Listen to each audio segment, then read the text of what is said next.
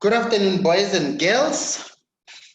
On this beautiful Saturday afternoon, and we are again doing technical sciences for grade 12s, and we are now concluding physical properties with a question and answer session.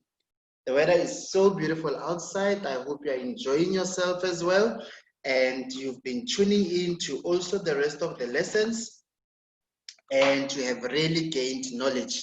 So for the last leg for today, we are reverting to physical properties in a question and answer session. So we'll shoot straight into the outline of the lesson for today. And basically, we quickly revert back to what the examination guideline expects us, because we definitely have new learners that have tuned in today, and it's their first time. So we really just want to ensure that they are on par with everyone, and then we'll do structured questions, and that's how we will learn more on physical properties. And I have chosen for you a couple of questions that are on a different dimension compared to what we've also been doing. So we'll be getting really a feel of, the types of questions that we can get. And then I will be giving you more tips on the examination. I am aware that definitely yesterday was the last day for almost everyone in their examination. So we now want to prepare for the final examination, because we are done with the preparatory examination. Right, you go to examination guidelines. Again, remember, we are still dealing with 3 physical properties here. We are dealing with the boiling point, we are dealing with the melting point, and we are dealing with the vapor pressure. We don't talk about viscosity in our syllabus. Basically, viscosity is part of paper 1 as a separate topic, but not in organic chemistry. We don't talk about that one for our syllabus. Then remember, we must be able to discuss the relationships of these physical properties for a given homologous series. So it's any of those homologous series. I must be able to compare physical properties of different homologous series. Basically, I must be able to compare the boiling point, the melting point, and vapor pressure. If I'm asked to do that, perhaps for an aldehyde and an alcohol, or an alcohol and a carboxylic acid. So I must be able to work with that for different homologous series. Then, for a given example, I must be able to explain the relationship between physical properties and everything that is listed there. So, for example, if I talk about boiling point, I must be able to talk about boiling point as well as the strength of intermolecular forces, how they relate to each other. And then I must be able to talk about perhaps boiling point with the type of functional group, or basically what gives you the types of intermolecular forces. So I must know how the type of intermolecular forces or the type of functional group affects the boiling point, the melting point, as well as the vapor pressure. I must also know how the chain length of a molecule, in other words, the parent chain, the longest chain of carbons without breaking, how does that affect the boiling point, the melting point, as well as the vapor pressure of an organic molecule. Furthermore, with branched chains, we know as you make the molecule to be more branched, what you are actually doing is you are decreasing the surface area of that molecule. or you are decreasing the chain length of that molecule, because now the longest chain of carbons without breaking, which is the parent chain, is now going to be shorter because you are branching the molecule. And then doing that, we know is going to affect the boiling point, the melting point, as well as the vapor pressure of a substance. Again, we know you can actually decrease branching. In other words, you can make your branching to be less altogether. So the less branched a molecule becomes, then it tells me you are getting less branches. So the longest chain of carbon atoms without breaking, which is the parent chain, is going to become larger. So the surface area is going to increase when the branching is decreasing.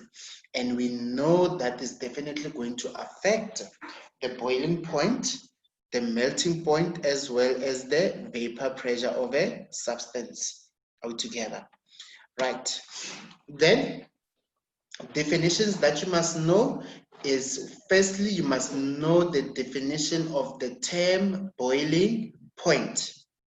And I will just remind you again, boiling point is the temperature at which the vapor pressure of a substance equals atmospheric pressure. Again, we note when the two pressures, which is the pressure caused by the vapor pressure, and the external pressure, which is the pressure on the outside, which is the atmospheric pressure, when the two pressures are equal, we know at that temperature the substance is going to boil, and hence we call that particular temperature the boiling point. And we note the stronger the intermolecular forces, the higher the boiling point.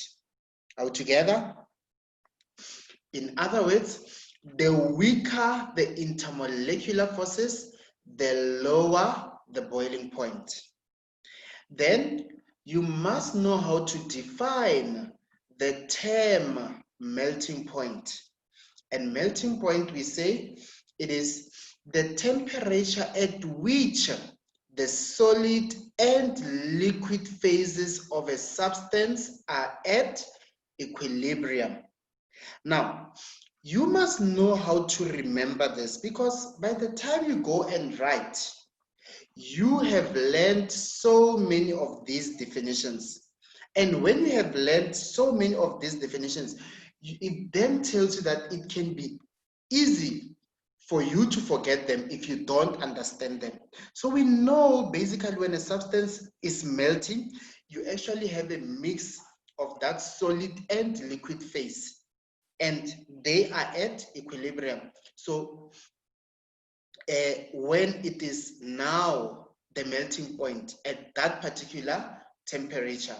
So we define that as the temperature at which the solid and liquid phases of a substance are at equilibrium.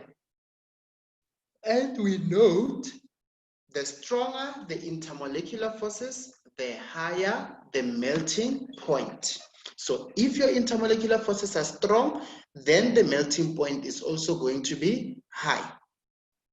In other words, if the intermolecular forces are weak, then the melting point is also going to be lower. Then we have the definition of the vapor pressure. And we say the pressure exerted by a vapor at equilibrium with its liquid in a closed system. So we know, when we talk about vapor, we associate it with a liquid altogether, because a liquid is actually what turns into vapor. So when you talk about the vapor pressure, then it is the pressure that is exerted by what? By the vapor itself, which is at equilibrium with its liquid, and that is in a closed system. And we note that the stronger the intermolecular forces, the lower the vapor pressure. So what you can see is that boiling point and melting point actually go in opposite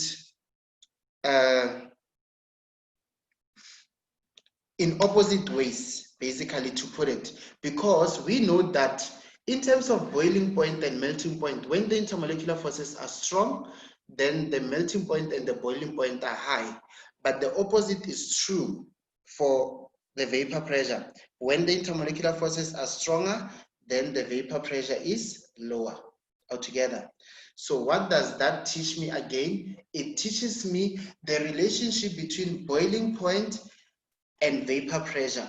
And the relationship is that the higher the boiling point, the lower the vapor pressure. The opposite is also true.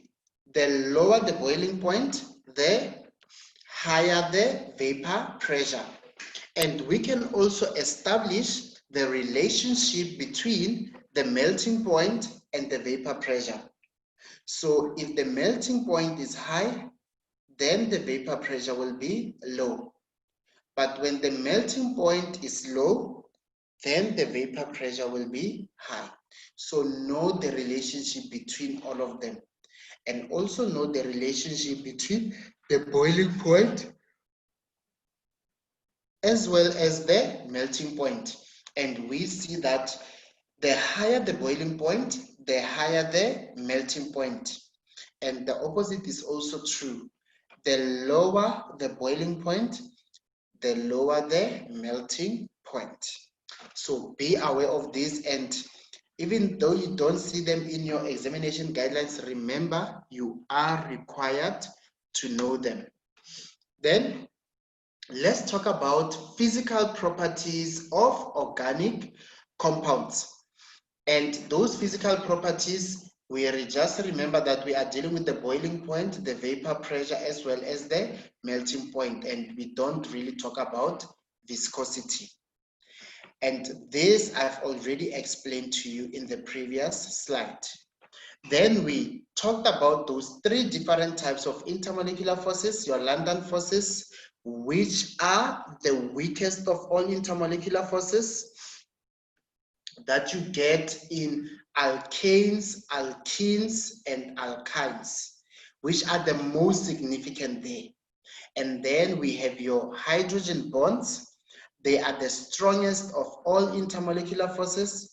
And for our syllabus,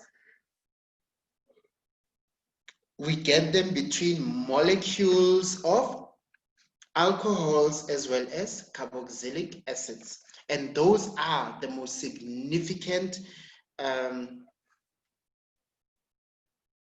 intermolecular forces that really cause the boiling point of alcohols and carboxylic acids to actually be higher.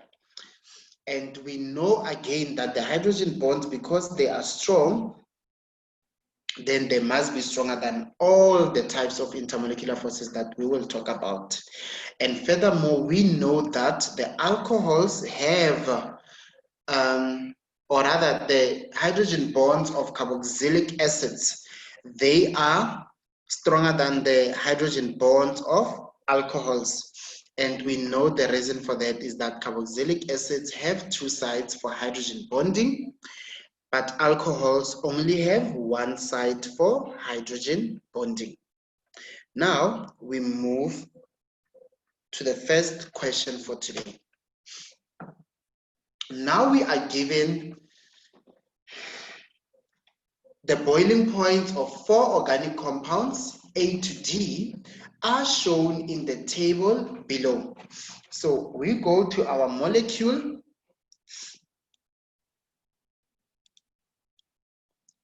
and we can see that we have really compounds A to D, and the compound is CH4, CH3, CH3, and so on and so on. But we can see that these three, they are definitely hydrocarbons, and this is definitely an alcohol. How do you know that this is an alcohol? Because you can see the OH there, right? And what is that OH? We all know an OH is a hydroxyl group. Remember that altogether, right? That, you'll remember that we call it a hydroxyl group. Now, my dear learners, I really hope that you can see there is so much that one can really teach you. You know, from questions of physical properties, we can still revert back to nomenclature, and that is also how you are supposed to learn altogether, because you are not going to get the same question at the end of the year. So take the question and see what you can learn from it, what you can remind yourselves of. And that is why there I'm able to show that, oh, remember, when you see the OH, you know that the molecule belongs to the homologous series alcohols. Furthermore, you then remind yourself that, oh, that OH group, we then call it a hydroxyl group altogether. It's called a hydroxyl group. That is the name of the functional group of alcohols altogether. And then we have those molecules. They are in a condensed structural formula. So if you wanted to turn them into just your normal structural formula, for A, it simply would have been C with 4 hydrogens altogether. Then the next one, we can see it's 1, 2 carbons. And on the first carbon, it has 3 hydrogens. The second carbon, it has 3 hydrogens. Right, then I write my hydrogens there.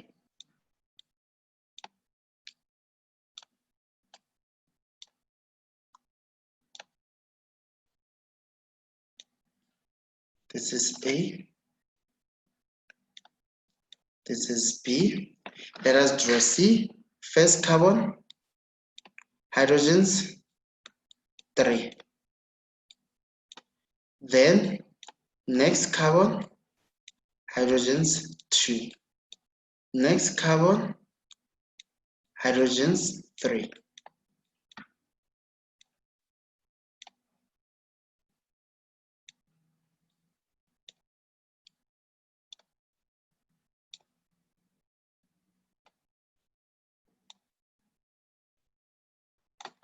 All together. Then first carbon, this carbon, 3 hydrogens, there they are. This carbon, 2 hydrogens, there they are. This carbon, 3 hydrogens, there they are. Then the last one, this carbon, this is C. This carbon has 3 hydrogens. This carbon has 2 hydrogens.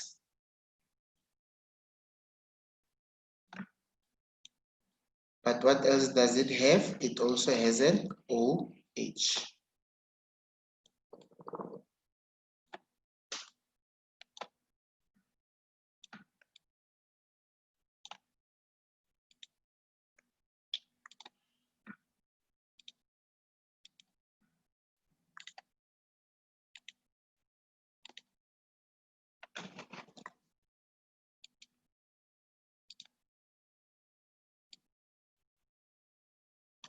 Right, so that molecule is G.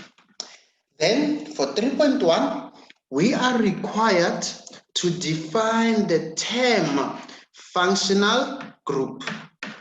Now, when we define the term functional group, my dear learners, you will remember we learned this definition in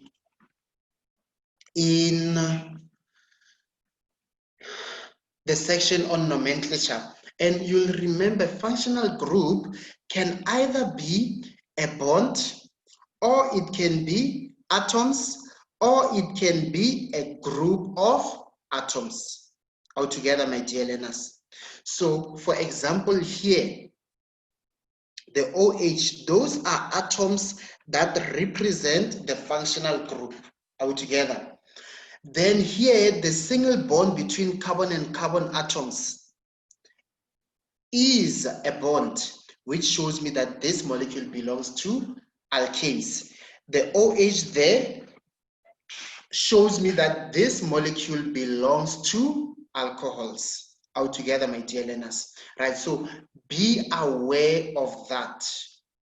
So this then reminds you how to determine how to define the term functional group.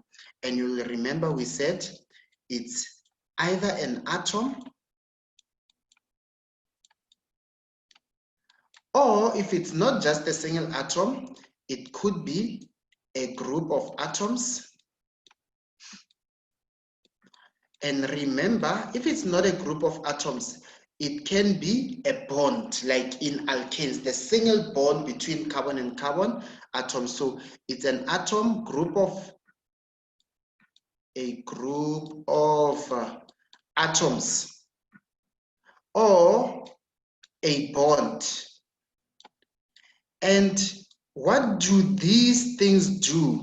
These atoms, this group of atoms or a bond, they actually determine the chemistry of a molecule.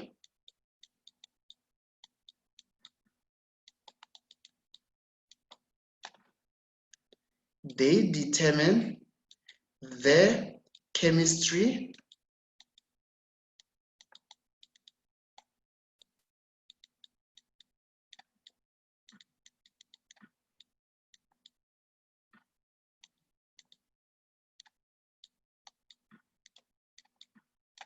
right. So it can be an atom, it can be a group of atoms, or it can be a bond.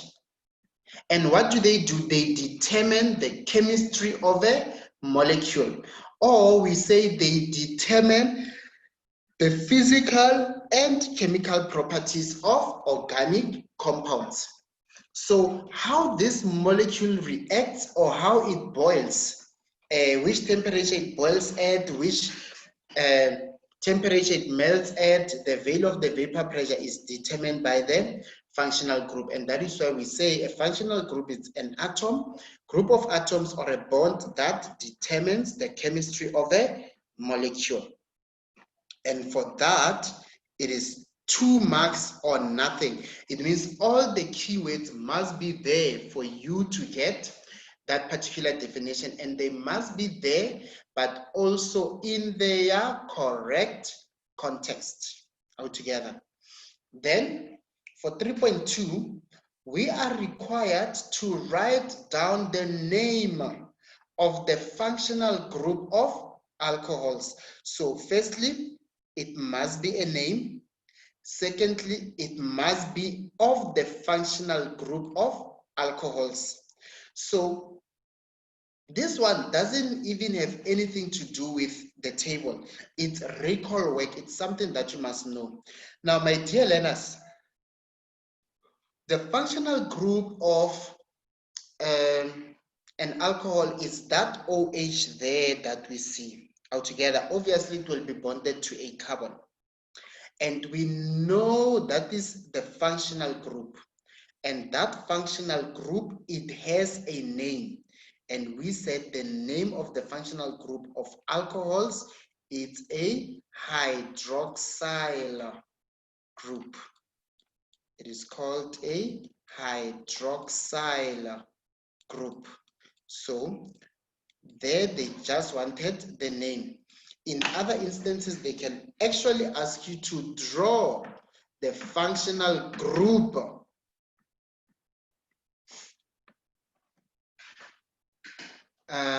of that particular alcohol. So here we were not asked to draw the functional group, we were just asked to give the name, and we can see that the name is written in capital letters. It means anything other than that, it's a 0. Right? Okay. I actually just repeated the question there. They write down the name of the functional group of alcohols. We've already talked about that. We have just agreed that we call it a hydroxyl group. Right? It is called a hydroxyl group.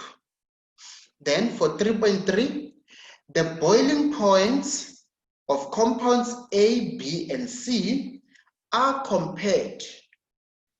So we are going to compare the boiling points of A, B, and C. Now, before we even go further, my dear learners, these boiling points of A up to C, what one can really see here is that A is the one with the lowest boiling point. Altogether, this one has the lowest boiling point. And let us say we actually looked from A to D. This one will have the highest boiling point. Now, from A to C, right? And we are not looking at D. From A to C, what you can see, my learners, is that the boiling point is actually increasing altogether. The boiling point is increasing because minus 164 degrees Celsius is a very low number. And minus 42, it's actually a value greater than minus 164 degrees Celsius. So it means from A to C, the pattern that I see here is that the boiling point is increasing. Excuse me about that.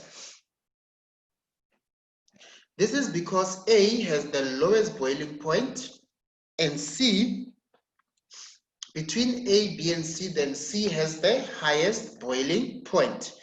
So the pattern there is that the boiling point is increasing from A to C.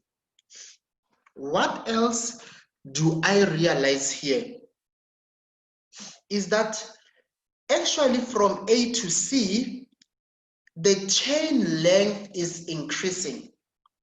The size of the parent chain is increasing because here in A, I only have one carbon bonded to 4 hydrogens. But in B, I have 2 carbon atoms that are bonded to each other. There they are. Can you see that the length of the parent chain is increasing because it is now with 2 carbon atoms, the longest chain of carbons without breaking. Then we go to molecule C. Molecule C, it has 3 carbons in the parent chain, 3 carbons that are covalently bonded to each other without breaking. So the chain length is increasing. And what I can see is that from A to C, the chain length is increasing. In other words, the surface area is increasing. And therefore, the boiling point, I can see it is increasing. So the relationship that I can establish here is the relationship between chain length as well as the boiling point. And that relationship is, as the longer the chain length, the higher the boiling point. Or put simply, an increase in chain length results in an increase in boiling point, and that is essentially what we can see. Now,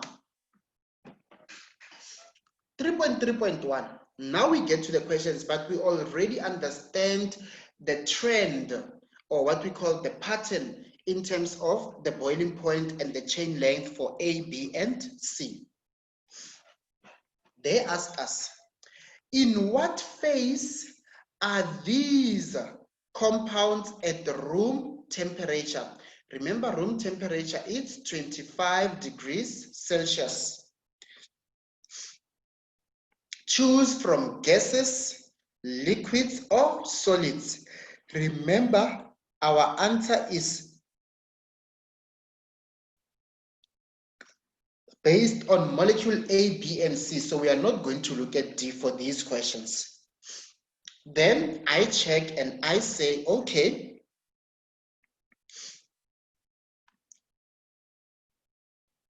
this substance boils at minus 164.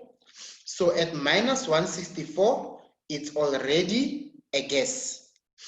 At minus 89, it's already a gas. C at minus 42, it's already a gas because they would have already boiled.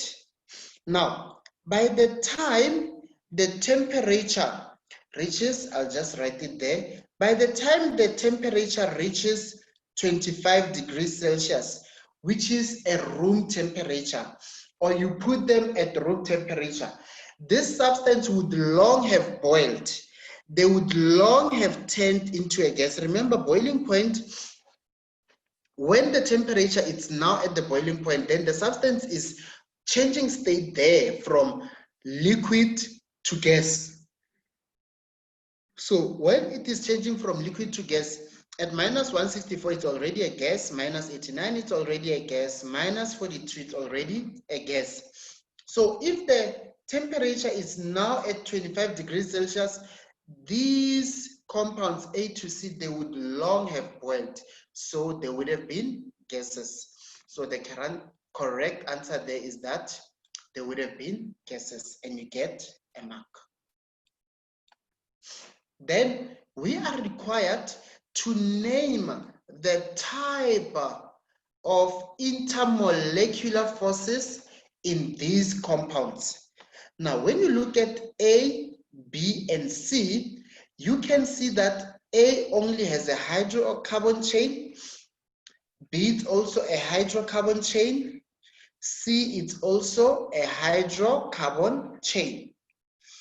What does that tell me? It tells me that the only forces that we are getting there, which are intermolecular forces, those are London forces. We call them London forces. And I told you that we will strictly stick to London forces and not talk about different names and so on, like your dispersion forces, momentary forces, and so on. We just stick to London forces. Remember what I said about London forces? I said they are the significant ones in molecules of alkanes, alkenes, and alkynes. And because this molecule is an alkane, A, B, and C, they are alkanes, then we are definitely expecting the types of intermolecular forces to be London forces. Then we are required to state and fully explain the trend in the boiling point from compound A to compound C. Now, this is what I've been asking you throughout. It's just that this time they are asking you. But some of the questions, they were not necessarily asking us, but we had to observe the trend. And I told you that when you talk about the trend, we are talking about the pattern. So this question has two parts to it. Firstly, we must state the trend in the boiling point from compound A to C. So we definitely have to state the trend first. And secondly, we must fully explain that particular trend altogether. So I'm going to answer it here so that we have enough space. Right, that is question 3.3.3.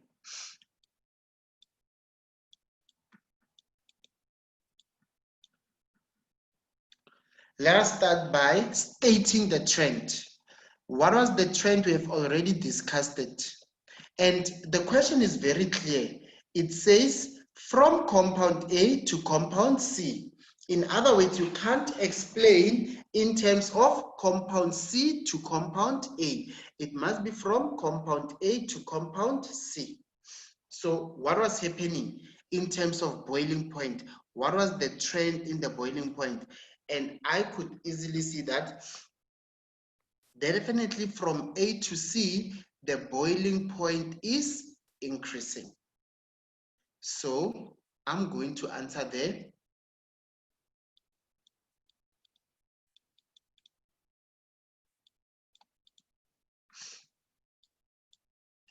The boiling point increases.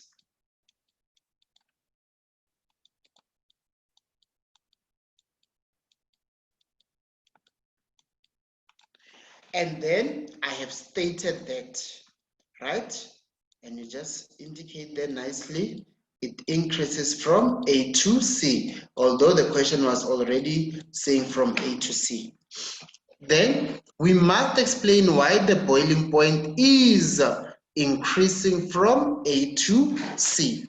Remember what I told you about? I said, when you see that the boiling points are different, then you are compelled to explain using the headings that I have given you. And I told you, you must first talk about the cause. Now, this is what I want you to see with this question.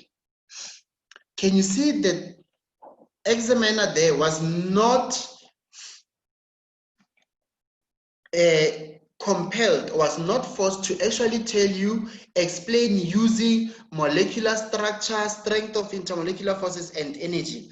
Because a couple of questions that we did, the examiner actually guided you to say, use the molecular structure, the strength of intermolecular forces, and the energy to explain your answer.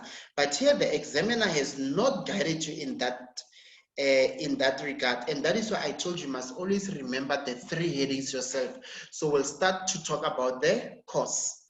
Now, in terms of the cause, remember the cause.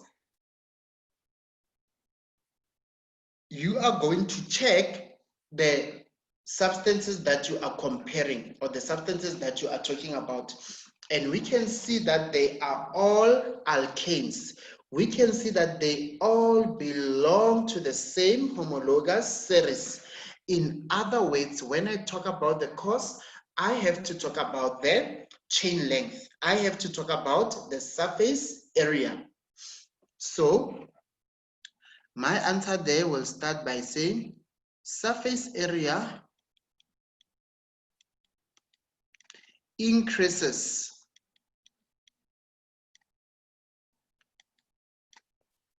Surface area increases from A to C. That is the first mark, and we have seen that. It's definitely increasing from A to C. Right. So here I had one carbon in the parent chain. In B, two carbons in the parent chain. C, three carbons in the parent chain. So the parent chain was increasing in length, so the surface area was increasing. Or a learner could have said chain length increases from A to C. Then we must talk about the strength of intermolecular forces. The strength of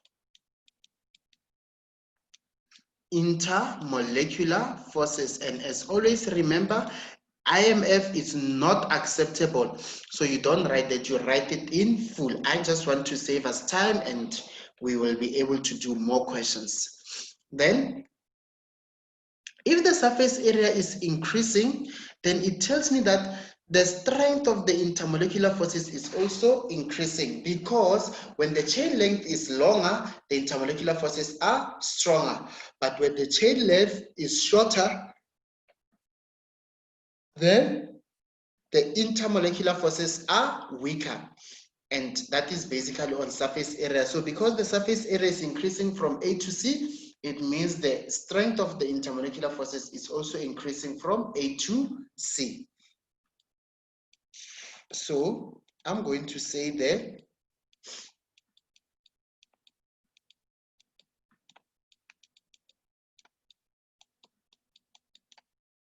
the strength of intermolecular forces What does it do? It increases from A to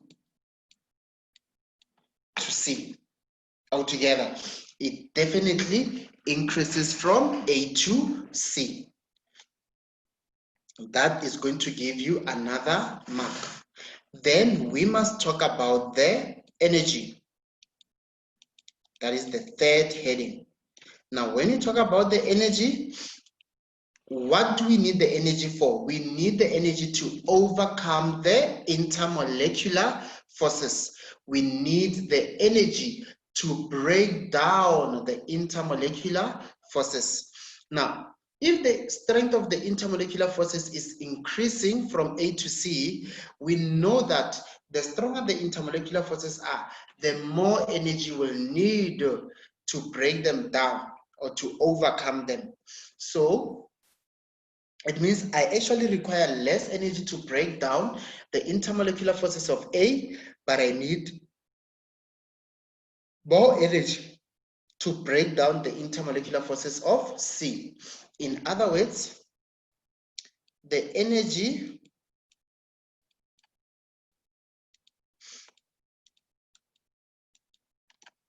needed to break down, or most of the time learners use overcome, the energy needed to overcome the intermolecular forces increases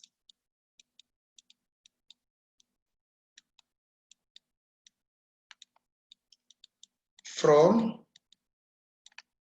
A to C. And why does it increase from A to C? Because the strength of the intermolecular forces also increases from A to C altogether. Right. So that is that, and we know that there we will get another mark. So in total, the question is most probably 4 marks altogether. The first mark was for stating the trend. The 3 marks was for explaining altogether. Right. Then we take note. The question said from A to C. So you cannot explain using C to A. So very important. Immediately when we say from A to C, you can't come and talk about C to A. Otherwise, you will get a 0 out of 4 altogether. But we don't like zeros. We don't want zeros. So I'll just quickly remove it there for you. Right. We continue with the questions. Then they say to us, compounds C and D are of similar molecular size. The boiling point of compound D is higher than that of compound C as shown in the table above. Now, if you read the first statement, it says compound C and D are of similar molecular size. Now, if they are of similar molecular size, and similar does not mean it's exactly the same, but it is more or less the same. What does that teach me? It teaches me that here, this molecular size is actually a variable that is being controlled. And this is between C and D, not necessarily the rest of the molecules, but between C and D, they are controlling the molecular size. So we call this our controlled variable. And remember another term that we use for controlled variable, we say that is a fixed variable. Right, we call that a fixed variable. Now, my dear learners, we need to say when we compare different compounds, there must be variables that we control, because we must only have one variable that we intentionally change as the investigators in that experiment. So we can't change more than one variable. We need to have only one variable that we are intentionally changing.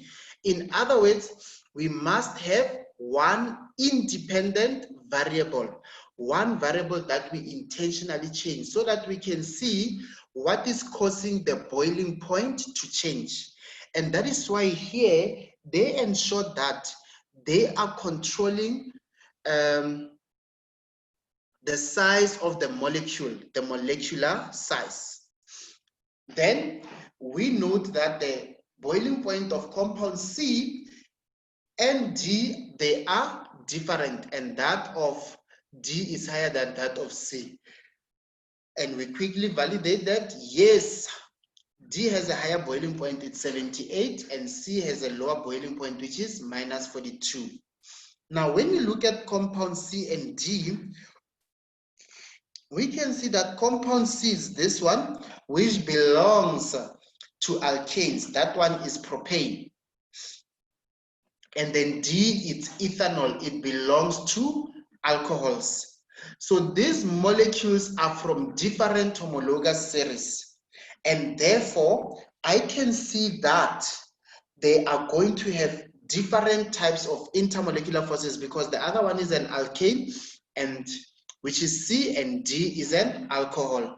And we note that in C, which are alkanes, we have Lambda forces, and in D, which is an alcohol, we have hydrogen bonds. And remember, the Lambda forces in C are weak, and the hydrogen bonds in D are strong. And that is why the boiling points are different.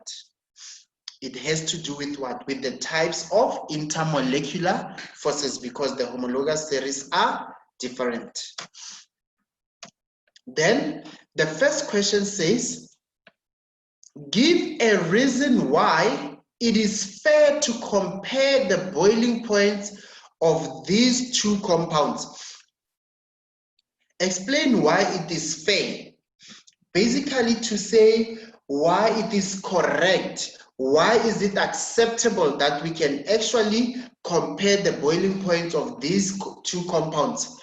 We can do that and compare them because it is fair. The molecular size was controlled, so they did not change this variable. So the only thing that is different here is the types of intermolecular forces altogether. And therefore, the type of intermolecular forces between C and D are different. And that is why the boiling point is also different.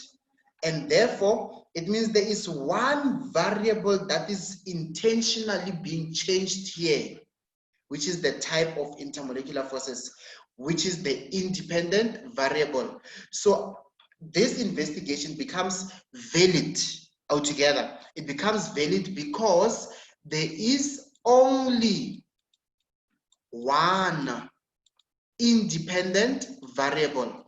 So this investigation is most definitely valid, and therefore it will be fair to compare the boiling points because there is only one independent variable altogether. So this is something that we have never really looked at, and hence I thought this question will be best.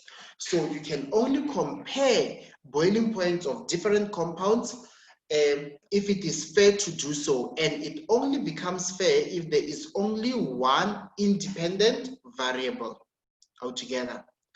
Then we go to question 3.4.2. We are required to name the type of intermolecular forces in compound D which are mainly responsible for the huge difference in boiling points. So what makes the boiling points of C and D to actually be so different? That's where we agreed that C is an alkane, so it has Lambda forces. D, which are weak, but D has hydrogen bonds which are very strong. And because of these hydrogen bonds, which are very strong, that is why the boiling point of C and D are actually different. That is why they are so significantly different. And that is why our answer there must be hydrogen bonding. And there are some of the mistakes that you as learners make. You'll be saying these are hydrogen bond forces. My dear learners, these are strictly hydrogen bonds. Do not include that word forces. And then we are required to define the term vapor pressure, right? Vapor pressure. Firstly, it is the pressure altogether. It is the pressure. Why is it the pressure? Because it's vapor pressure. So we define it as the pressure exerted by vapor at equilibrium with its liquid in a closed system. The pressure exerted by vapor at equilibrium with a liquid in a closed system. And we have that particular definition. And I said this is 2 marks for nothing. There we go, vapor pressure, the pressure exerted by vapor at equilibrium with its liquid in a closed system. All the keywords must be there in the correct context, meaning making good scientific meaning or making correct scientific meaning. That is what we mean by correct context. And then you will get your 2 marks. Remember, we don't do part marking here, so either the definition is correct or the definition is not correct. And that we know it will be 2 marks. Then for 3.6, they ask us which one of the compounds A, B, C, or D has the highest vapor pressure. So we want to know out of all these 3, which one will have a vapor pressure that is higher than all of them. And then we are required to refer to the data in the table above to give a reason for the answer. So this question has 2 parts. The first one is to identify which of those compounds A, B, C, or D has the highest vapor pressure, and then which one. Give a reason after that. Hence it is 2 bucks. Now, to go to the table, we know actually that there is a relationship between boiling point and vapor pressure. And we know that the higher the vapor pressure, or rather, the higher the boiling point, the lower the vapor pressure is going to be. And then the lower the boiling point, the higher the vapor pressure is going to be. So I can see that A is the compound with the lowest boiling point. In other words, it will be the one with the highest vapor pressure. So our first answer there is going to be A. And then we will be awarded a mark. The reason for that is that it has the lowest boiling point. Or the learner can just say A has the lowest boiling point. So if it has the lowest boiling point, then it means it will have the highest vapor pressure. And that's exactly how you identify a substance, whether it will have a lower vapor pressure or higher vapor pressure. You look at its boiling point. And if you see that the boiling point is high, you know that the vapor pressure is low. If the boiling point is low, then you know the vapor pressure is high. And we could still ask you all of that in terms of melting point. All together, my dear learners. Right. Now we move to another question. Now it says, the table below shows data collected for 4 organic compounds, represented by the letters A to D. It's actually 3 organic compounds altogether. Right, so that is just the typo. It's 3 organic compounds and it is letters A to C. And this is during a practical investigation. So it's an experiment type of question. Then they ask us, is compound a saturated or an unsaturated hydrocarbon? Give a reason for your answer. So you come here and we check. Remember, A actually looks like this. That carbon has 3 hydrogens. 1, 2, 3. The next carbon has 2 hydrogens. The next carbon has 3 hydrogens altogether. So those will be our H's. In fact, let us draw all these molecules first.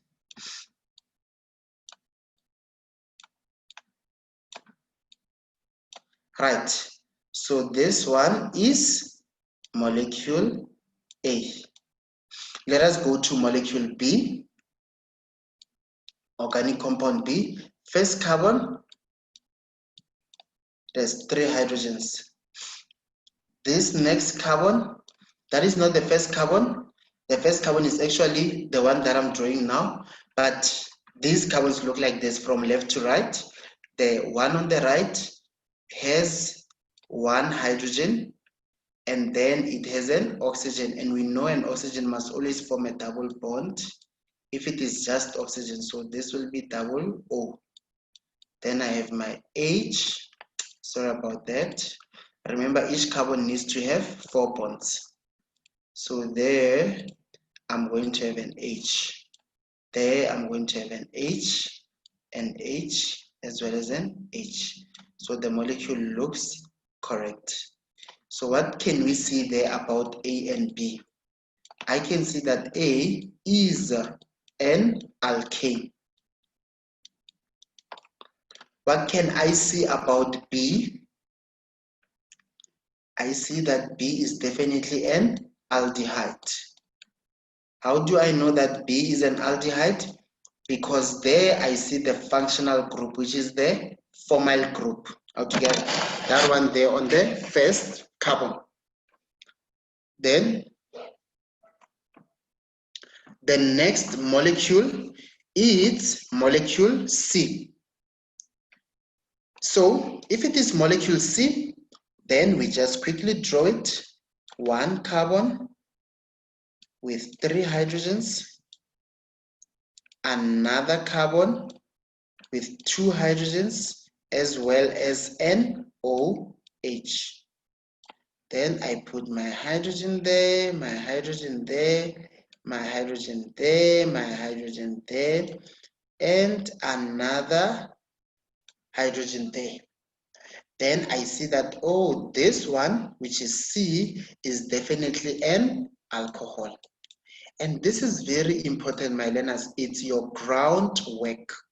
It is your groundwork. You have to do it so that you get better with the question.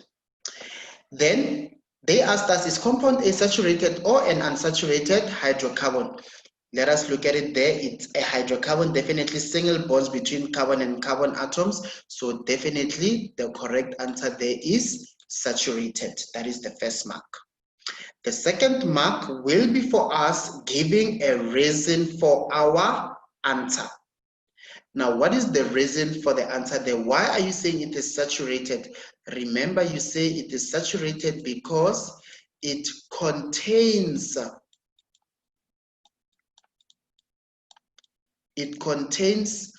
only single bonds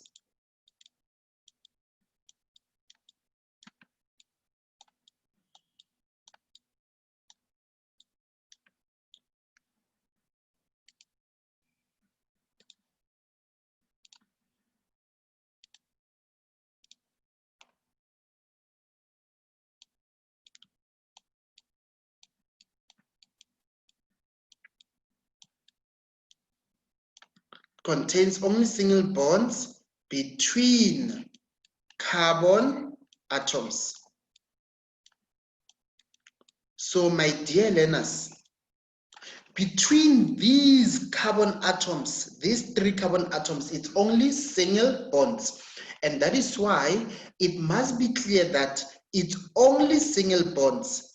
Remember, my learners, with alkenes as well, alkenes have single bonds between carbon and carbon atoms, but they also have a double bond altogether between carbon and carbon atoms. So when you look at alkenes, you actually have a mixture between single bonds between carbon and carbon atoms and a double bond between carbon and carbon atoms. And that is why it is critical for you to include the word only, because now having only single bonds between carbon and carbon atoms is what makes this saturated. And it's not only single bonds, there are single bonds between carbon and carbon atoms. Most molecules have single bonds. For example, even if you look at C, there's a single bond between carbon and OH. So that is not what makes it saturated. What makes it saturated is the single bonds between carbon and carbon atoms altogether, right? And that reason is most probably going to be given a single mark. Then for question 18.2, we are asked to which homologous series does compound B belong? Now, when you look at these molecules, my dear learners, it's not that easy to see them when they're in this form, and that is why I prefer to draw them in a structural formula. When they're in a structural formula, then I can see that, oh, this molecule is made up of a formyl group altogether. And because it has a formyl group as a functional group, then we know that this molecule is going to be an aldehyde. So our answer there must be aldehyde.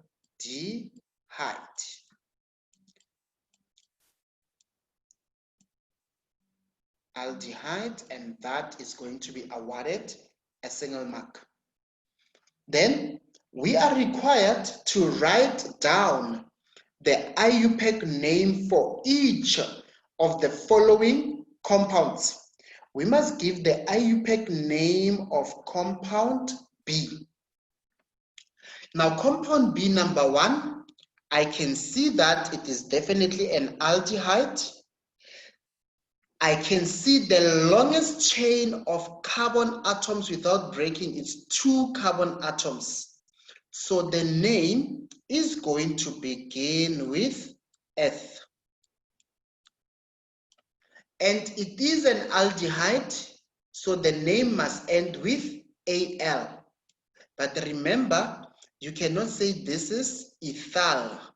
No, this is incorrect.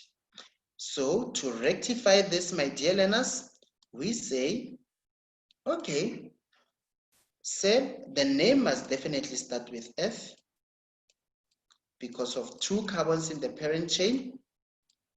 And we remember that AN altogether. So it's ether, AN, and then the name ends with AL. So this is ethanol. You get a 1 mark. What else is not acceptable is when a learner goes and says, okay, the functional group is on carbon 1, the formyl group, and writes ethan 1-al. This we also do not accept because this formyl group is always going to be on carbon number 1. So you can't give us the position of the functional group. It's the reason it's an aldehyde is because the formyl group is always on carbon number 1. There is not a time where it will ever be on carbon number 2. So this we do not accept. So our answer must simply be ethanol. Are we together? Good. So let us give an IUPAC name of C. Right. So the IUPAC name of compound C is, we check, Oh, there's our alcohol. So this alcohol has 2 carbons. So it will begin with F. So if it begins with F, then we check again that, okay, I need to put my AN. So there I have put my AN. And because it is an alcohol, the name must end with OL. So I'm expecting the learners to tell me that the name of this organic compound is ethanol. And because I only have 2 carbons, this one is carbon 1, this one is carbon 2. So the hydroxyl group there, which is the functional group of the alcohols, will always be on carbon 1. If I took this functional group, which is the OH, and I brought it here, then this would have been carbon 1 and this one would have been carbon 2. So it doesn't matter where the OH goes altogether, because now wherever it goes, it will be carbon 1. And that is why there we simply call it ethanol altogether, because the hydroxyl group in ethanol, or where there are 2 carbons, is always going to be on carbon number 1. Then they ask us, which variable was controlled during this investigation? Now, let us look at our table. We were given compounds there. We are given another variable there, which is the relative molecular mass. We are given the boiling point. Now, let's just have an interpretation of what is happening on this table. I can see that A is the organic compound with the lowest boiling point. And I can see that compound C is the one with the highest boiling point. And I should actually try and ask myself, why is A having the lowest boiling point? I can see that A is a hydrocarbon, so it actually has, and I'll just use a different colored pen, because it is an alkane, it will have the London forces, which are weak. And then I can see that B is an aldehyde, and it has a boiling point in between that of A and C. So this one, because it's an aldehyde, you will remember that it has dipole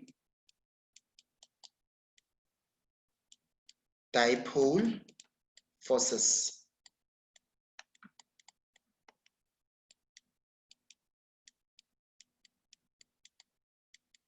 And we know these ones actually have medium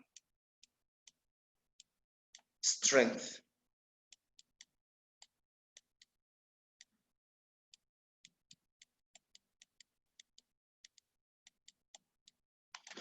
And then in alcohols, we know that we have hydrogen bonds.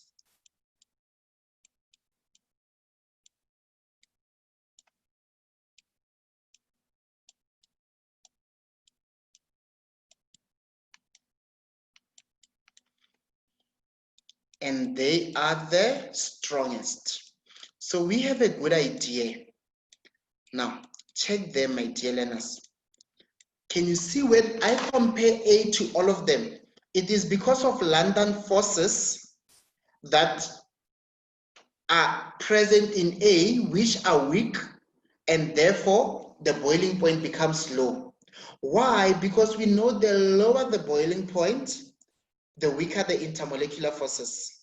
But when you look at C, the boiling point is the highest because it has hydrogen bonds, which are the strongest.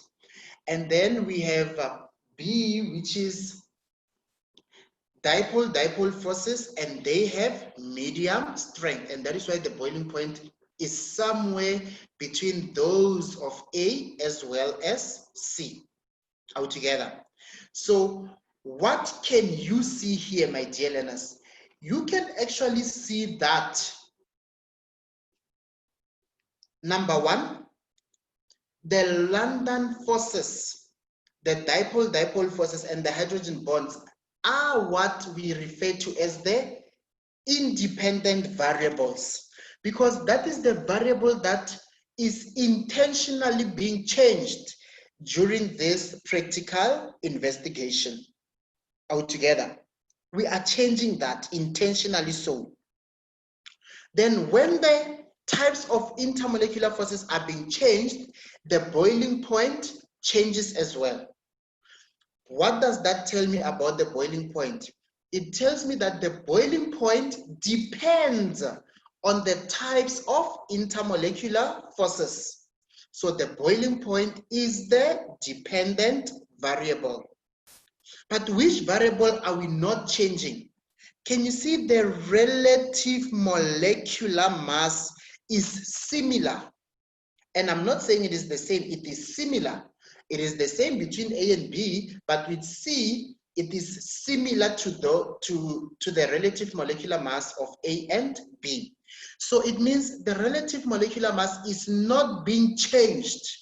And if it is not being changed, it means it is controlled altogether. So the variable that was controlled here, our answer is going to be relative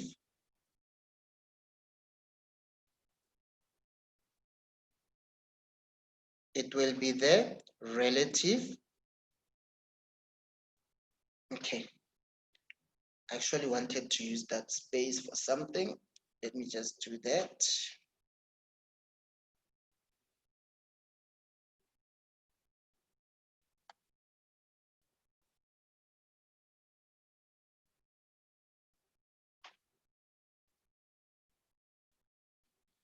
Right, the variable that was controlled is the relative molecular mass altogether. Why? Because it was fixed. It was similar. It was fixed. That is why I always tell you, when you talk about the controlled variable, we are talking about a fixed variable, the variable that is constant, right? It's relative molecular mass. So that will give you a mark there. Name the following in this investigation. Now, in this investigation, we want the dependent variable and the independent variable. And we will start with the independent variable. The independent variable here, my dear learners, is, remember, that is not the actual definition, but it's just the recipe to help you to collect all your marks. Is the variable that we are intentionally changing here as the investigators during this practical. So we are intentionally changing the type of intermolecular forces that we get in each molecule. So it is the type of intermolecular forces. Another learner could have simply actually said, and remember, you will not be writing a IMF, you will write intermolecular forces in full. Or the functional groups are also different altogether. That is what is being changed. And that is why an answer that we will also take as correct is the type of functional group. It is the type of functional group because A, B, and C, they all have different functional groups. The type of functional group altogether, my dear learners.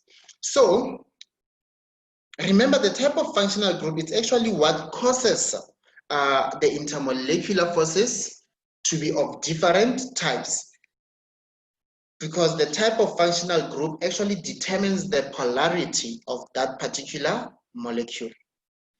Then, which one is the dependent variable? You see, the boiling point depends on the type of intermolecular forces. Because if I now have London forces, they are weak, so the boiling point becomes less. If I have hydrogen bonds, they are strong, so the boiling point becomes higher. So the boiling point depends on the type of intermolecular forces, or depends on the type of functional group, which is the type of, which is the polarity. So the dependent variable there, I'm going to say it is the boiling point. Right, our answer there must be boiling point. And then I will get another mark altogether. And there it is also another mark.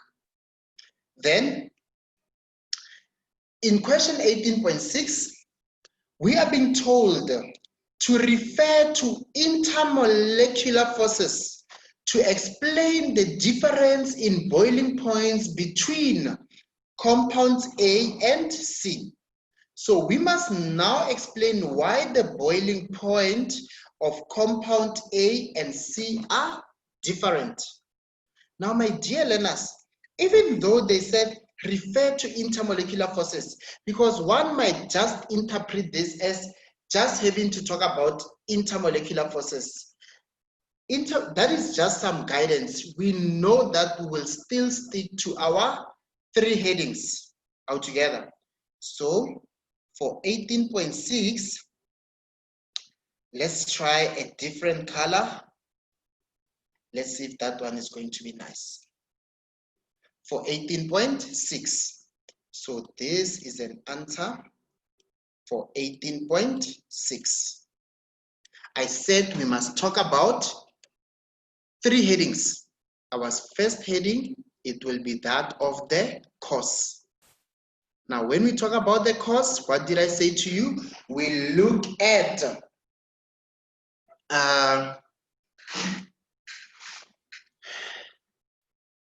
the homologous series, the molecules that we are looking at, whether they belong to the same homologous series or different homologous series. And we note that when I look at A and C, they are from different homologous series, because A is an alkane and C is an alcohol. We also wrote that down there. A is an alkane, C is an alcohol altogether. So we must then talk about the type of intermolecular forces. We are not going to talk about the chain length or the surface area. Why? Because chain length, which is surface area, we only talk about it as the cause if the molecules belong to the same homologous series. But if they don't belong to the same homologous series, I must refer to the type of intermolecular forces. And that is why the question said they refer to intermolecular forces. Then I will say A has London forces.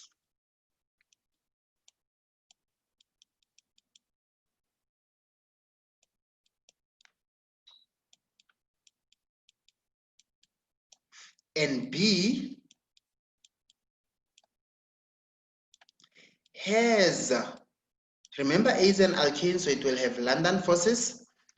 B has hydrogen bonds.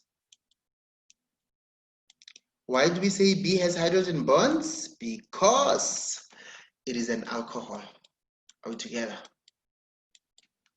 Now, my dear learners, here you have just collected for yourself 2 marks by simply identifying the types of intermolecular forces in each altogether. 2 marks. So you are well on your way to getting a level 7. You are, in fact, well on your way to totalizing the question paper.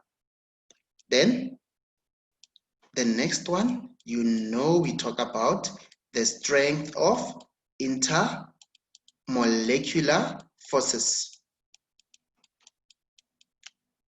Yeah. Okay. Let's fix that one. There we go.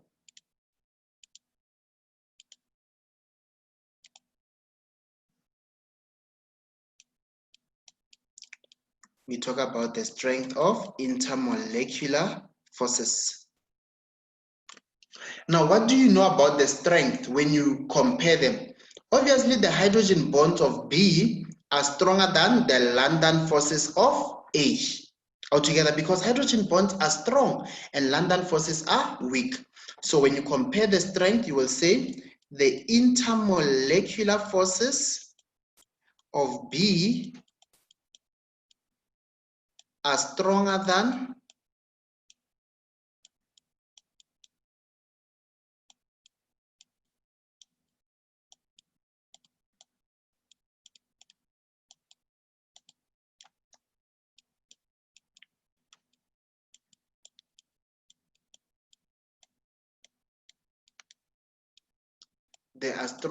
that of A, because the hydrogen bonds are stronger than the London forces. Then I will get another mark. What is our last heading? And I know you already know that, Smenier, we have to talk about the energy. Yes, we have to talk about the energy. Then we will say, if the intermolecular forces of B are stronger than those of A, then it means I will require more energy to break the intermolecular forces of B and less energy to break the intermolecular forces of A. In other words, more energy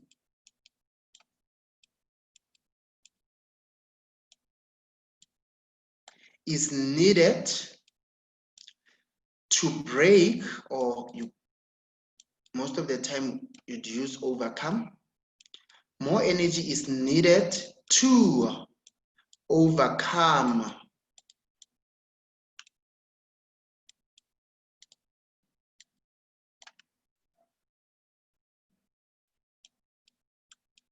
the intermolecular forces of B than A. So you need more energy to overcome the intermolecular forces of B than A. So you can see how I'm answering here, my dear learners. I'm comparing B with A all the time. And that is how you are supposed to answer here. You can't just answer and we don't get a sense of B is being compared to A, because some learners will say more energy is needed. I mean, when you say more energy is needed, we don't know whether it's more energy to overcome the intermolecular forces of B or for A. So it must be very clear. The statement must show that you are relating the energy required to overcome the intermolecular forces of B as compared to those of A. And you could have put it differently. Another learner could have said, less energy is needed to overcome the intermolecular forces of A than B. And then you will get another mark. And remember, we mark them in point form and you write them in point form. I told you you need to avoid writing a paragraph, because at some point scientific meaning becomes lost. Then for the last question of the day, we are asked which one of compounds B or C will have the highest vapor pressure at a specific temperature. Which one of those will have the highest vapor pressure? And we know the relationship between vapor pressure and boiling point. We know the one with the lowest boiling point will have the highest vapor pressure. And the one with the highest vapor pressure will have, or rather the one with the highest boiling point will have the lowest vapor pressure. So I'm looking for the one that has the highest vapor pressure. And we must give a reason for the answer. So the one with the highest vapor pressure must be the one with the lowest boiling point. And that is between B and C altogether. So between B and C, I can see that B is the one with the lowest boiling point. It means it is the one with the highest vapor pressure. Now, my dear learners, if you don't read your questions correctly, some of you would have said A, because according to the table, A is the one with the lowest boiling point. But they didn't ask you between A and C, I mean between A, B, and C, or from A to C. No, they said which one of compounds B or C. So it means I must just compare B and C. And between B and C, the one with the highest vapor pressure is the one with the lowest boiling point, and that one will be B. And we must give a reason for the answer.